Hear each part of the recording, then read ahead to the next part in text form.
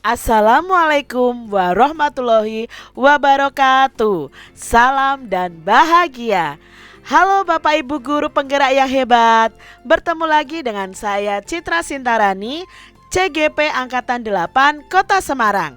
Kali ini saya akan menyampaikan untuk koneksi antar materi pada modul 1.2 tentang nilai dan peran guru penggerak. Mari kita simak bersama-sama. Ini adalah Ibu Heni Widiawati sebagai fasilitator saya di kelas 08.125. Lalu ini Ibu Tri Prasetyo sebagai pengajar praktik di kelas 08125. Pada tugas koneksi antar materi modul 1.2 ini, kami sebagai CGP ditantang untuk melakukan refleksi menggunakan model 4P yang sudah dipaparkan dalam eksplorasi konsep. Nah, pada kesempatan koneksi antar materi ini, kami CGP diajak untuk menelaah kembali rangkaian pembelajaran mulai dari modul 1.1 hingga akhir modul 1.2 ini. Refleksi 4P adalah yang pertama adalah peristiwa, lalu yang kedua adalah perasaan, dan yang ketiga adalah pembelajaran, dan yang terakhir adalah penerapan. Ini adalah susunan dari refleksi 4P. Yang pertama, refleksi 4P-nya adalah peristiwa.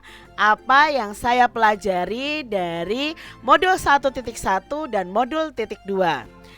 Momen penting dan mencerahkan pada modul 1.1 tentang filosofi Ki Hajar Dewantara, yaitu yang pertama yang saya pelajari adalah murid itu bukan kertas kosong. Lalu yang kedua, menuntun murid itu harus sesuai dengan kodrat alam dan kodrat zaman. Dalam modul ini saya juga belajar tentang asas trikon dalam pendidikan. Lalu saya dicerahkan juga tentang implementasi budi pekerti dan sosiokultural pada murid, disesuaikan dengan wilayah masing-masing.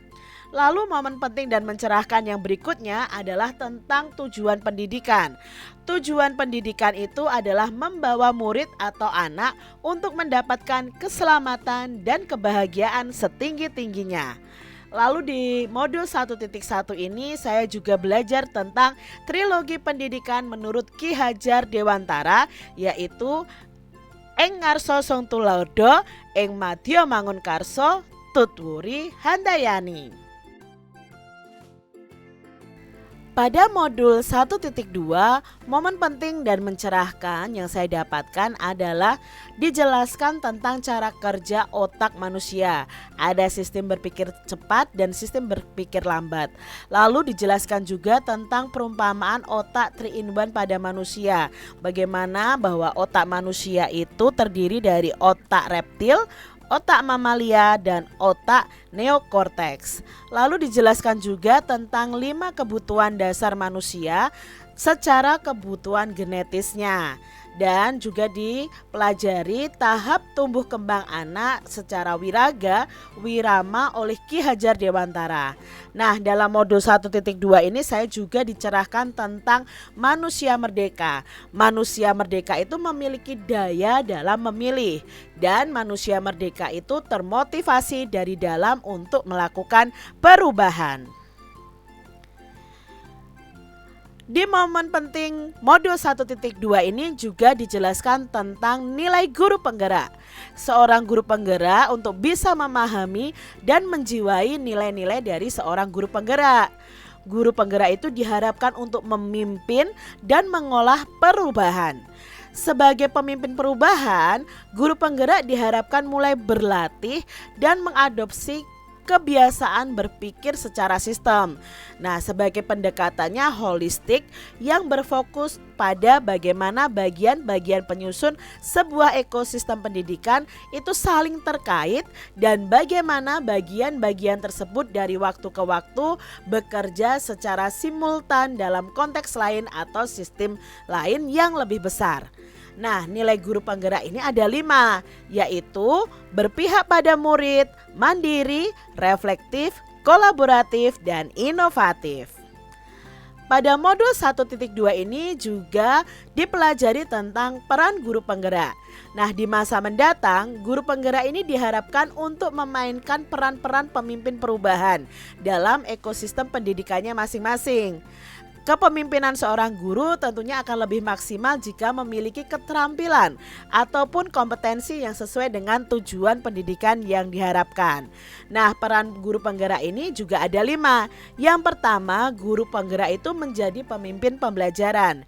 Yang kedua, menjadi coach bagi guru lain. Yang ketiga, harus mendorong kolaborasi. Yang keempat, mewujudkan kepemimpinan murid atau student agency. Dan yang kelima adalah menggerakkan komunitas praktisi. Lalu apa kaitan antara modul 1.1 dan 1.2 yang saya pelajari? Yang pertama adalah kaitan antara berpihak pada murid dan menjadi pemimpin pembelajaran. Nah, filosofi pemikiran Ki Hajar Dewantara mengenai pendidikan yang menghamba pada anak, di mana pendidikan itu haruslah berorientasi pada murid untuk tumbuh kembang murid sesuai dengan minat dan bakatnya. Jadi ada kaitan antara modul 1.1 dan 1.2. Yang kedua kaitannya adalah sistem Among dan mewujudkan kepemimpinan murid. Ki Hajar Dewantara itu memiliki istilah sistem Among, yaitu melarang adanya hukuman dan paksaan kepada anak didik karena akan mematikan jiwa merdeka serta mematikan kreativitasnya. Nah, kita sebagai guru harus secara sadar dan terencana membangun ekosistem yang mendukung pembelajaran sehingga potensi murid dapat dikembangkan secara maksimal. Pembentukan kepemimpinan murid ini, guru harus berupaya untuk mendorong murid-murid untuk mampu membuat suatu keputusan, membuat pilihan, atau memberikan pendapat terkait dengan proses belajar mereka sendiri. Kaitan antara materi yang modul 1.1 dan 1.2 yang ketiga adalah trilogi pendidikan Ki Hajar Dewantara dan peran guru penggerak. Trilogi pendidikan Ki Hajar Dewantara yang berbunyi Ing ngarsa song tulodo, ing madya mangun karso, tut wuri handayani, ini sangat terkait dengan peran guru penggerak. Seorang guru harus mampu menjadi contoh dan teladan yang baik, lalu membangun ekosistem pembelajaran inovatif, serta menjadi motivator dan fasilitator bagi murid dan teman sejawatnya. Berikutnya kaitannya adalah tentang pendidikan harus sesuai kodrat alam dan zaman anak, berkaitan dengan nilai guru penggerak yaitu inovatif. Guru penggerak itu harus selalu berinovasi sesuai perkembangan zaman untuk memberikan pembelajaran yang bermakna dan menyenangkan bagi murid. Guru penggerak itu bisa berinovasi dengan memanfaatkan lingkungan untuk menuntun murid sesuai dengan kodrat alamnya. Lalu keterkaitan berikutnya yang saya temukan adalah tentang konsep merdeka belajar menurut Ki Hajar Dewantara dan profil pelajar Pancasila. Jadi menurut Ki Hajar Dewantara, mendidik dan mengajar itu adalah proses memanusiakan manusia, sehingga harus memerdekakan manusia dan segala aspek kehidupan baik secara fisik, mental, jasmani, dan rohani. Nah, guru penggerak ini juga harus berupaya supaya aktivitas belajar itu untuk mencapai standar profil pelajar Pancasila. Berikutnya keterkaitan antara agen perubahan dan peran guru penggerak. Guru penggerak itu harus menjadi agen perubahan. Nah, dengan mengimplementasikan peran guru penggerak yaitu memimpin pembelajaran, coach bagi guru lain, mendorong kolaborasi, mewujudkan kepemimpinan murid dan menggerakkan komunitas praktisi. Refleksi yang berikutnya adalah tentang perasaan. Jadi di sini saat momen atau peristiwa tadi terjadi, saya itu bagaikan pelatih sirkus. Mengapa demikian? Nah, selama ini proses pembelajaran itu yang saya laksanakan tidak berpihak pada murid. Saya beranggapan bahwa murid itu hanya sebagai objek atau benda yang harus menuruti orang yang memegang dan memainkan benda itu. Saya itu beranggapan bahwa murid harus menuruti semua apa yang saya katakan, dan pembelajaran itu harus sesuai dengan apa yang saya mau. Seperti pelatih sirkus ini yang melakukannya kepada hewan-hewan sirkus yang harus menuruti segala perintahnya. Nah, saat momen itu terjadi juga, saya itu merasa bagaikan guru yang gagal. Mengapa demikian? Karena selama ini saya itu belum berusaha untuk mencapai tujuan pendidikan seperti yang disampaikan oleh Ki Hajar Dewantara, yaitu pendidikan itu harus memberi tuntunan terhadap segala kekuatan kodrat yang dimiliki anak agar ia mampu mencapai keselamatan dan kebahagiaan yang setinggi-tingginya, baik sebagai manusia maupun sebagai anggota masyarakat. Lalu saya merasa menjadi guru yang gagal karena belum bisa menjadi agen perubahan dalam pendidikan. Refleksi 4P yang ketiga adalah pembelajaran. Nah, sebelum mempelajari modul 1.1 dan 1.2, saya itu beranggapan bahwa pembelajaran yang saya lakukan itu belum berpihak pada murid dan belum sesuai dengan kodrat alam dan kodrat zaman. Lalu pembelajaran yang saya lakukan hanya mengutamakan hasil akademis saja dan bersifat kompetitif antar murid. Lalu saya juga menganggap bahwa refleksi setelah pembelajaran itu tidak penting. Yang keempat, guru itu sebagai satu-satunya sumber belajar murid.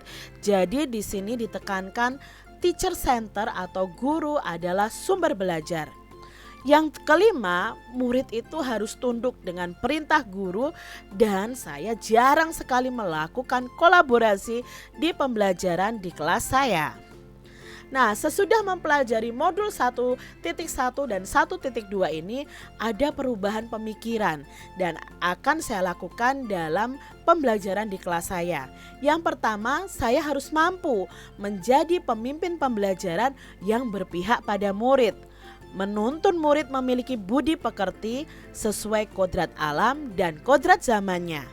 Lalu yang kedua, saya sebagai guru penggerak harus mampu membangun kolaborasi dan menjadi coach bagi guru lainnya. Selain itu, saya harus konsisten melakukan refleksi untuk selalu memperbaiki pembelajaran. Yang ketiga, saya harus mengimplementasikan pembelajaran yang aktif, kolaboratif, dan inovatif. Guru bukan sebagai sumber satu-satunya belajar, guru itu sebagai fasilitator.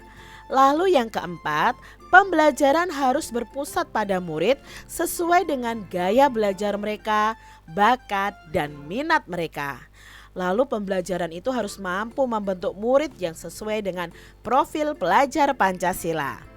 Yang kelima, guru penggerak harus berubah menjadi agen perubahan pendidikan dan mampu berkolaborasi dengan semua pihak pemangku pendidikan. Siap menghadapi segala perubahan sesuai perkembangan zaman. Refleksi 4P yang berikutnya adalah penerapan ke depan atau rencana yang akan saya lakukan. Nah, pengembangan diri yang sederhana, konkret, dan rutin yang dapat saya lakukan sendiri dari sekarang untuk membantu menguatkan nilai-nilai dan peran saya sebagai guru penggerak adalah 1. Mulai menerapkan pembelajaran yang berpihak pada murid dan mengimplementasikan nilai-nilai guru penggerak. Yang kedua, aktif secara mandiri mengikuti pelatihan untuk selalu mengembangkan kompetensi diri. Yang ketiga, saya akan berkolaborasi dengan teman sejawat, wali murid, dan komunitas praktisi untuk meningkatkan kualitas pendidikan. Yang keempat, melakukan inovasi pembelajaran dan membangun pembelajaran yang mewujudkan profil pelajar Pancasila. Lalu rencana atau penerapan kedepannya yang kelima adalah saya ingin selalu konsisten melaksanakan refleksi pembelajaran untuk memperbaiki mutu pembelajaran di kelas saya.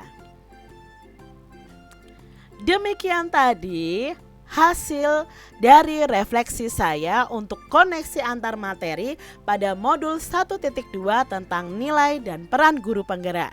Semoga ini bisa menjadikan motivasi, informasi bagi kita semuanya. Terima kasih sudah menyimak penjelasan saya dan wassalamualaikum warahmatullahi wabarakatuh. Salam dan bahagia.